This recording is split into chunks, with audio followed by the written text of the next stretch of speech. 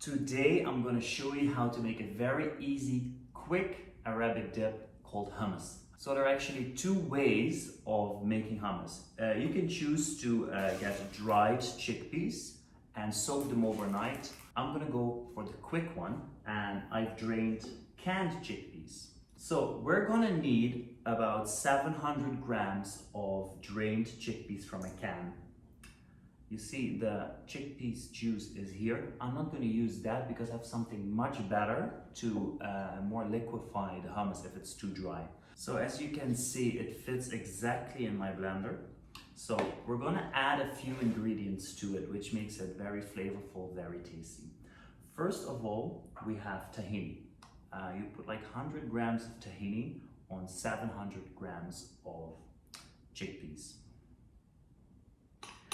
And tahini is a sesame paste. It's really easy to make yourself, but you can get it in most of the supermarkets, and it's really cheap. But it's essential to make hummus, but also essential to make baba ganoush. So the juice of a whole lemon we're going to put inside. A pinch of salt. Then something really nice, a pinch of cumin powder. Just a little bit, not too much. I like to decorate and finish it off with some cumin powder as well, because the dark brown of the cumin really looks nice with the very light brown of the hummus once you finished your hummus. So, pinch of cumin. And to make it a little bit more spicy, a little bit of cayenne pepper. Just a tiny little bit.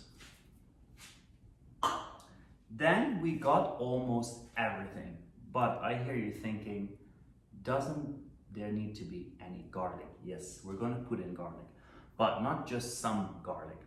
I roasted garlic in extra virgin olive oil, so it's nice and brown and crispy, a very smoky, a roasted flavor, and I'm going to put those inside as well. This is going to give such a different taste. So you're not going to get that raw taste of garlic because it makes it more spicy, and that raw texture is not really nice for the flavor. I like them roasted, and because I have the olive oil that I made for it, it's still here. It's now like a garlic extra virgin olive oil. So to make the texture less thick, I'm going to use some garlic extra virgin olive oil that I used to thin the hummus if it's too thick. So instead of the chickpea juice that's left, what I usually do, now I'm using the extra virgin olive oil with the garlic flavor in it. So all of it goes in a blender. It's very easy. It needs like 2-3 minutes until it's finished, and it depends on the texture that you want. If you want very, very smooth, you need to run it longer. If you want like a little bit of a chunky more texture, you don't do it that long. You just use 2 minutes.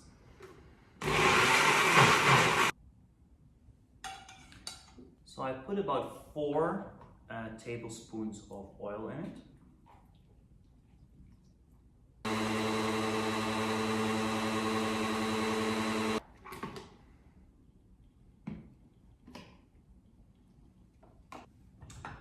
So once the hummus is done, we're going to nicely spread it out on a nice plate.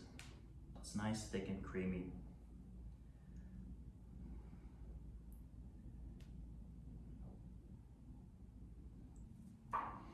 So top it off with some cumin, some pomegranate seeds,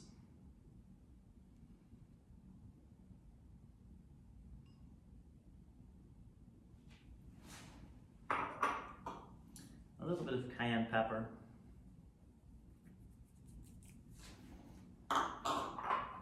and some salt. And last but not least, some parsley, chopped all over it. And then you get this delicious homemade hummus with roasted garlic, some cumin, and some cayenne pepper. Now it's time to put it to the test. I'm gonna get some nice Arabic bread, and then it's a matter of dip and go.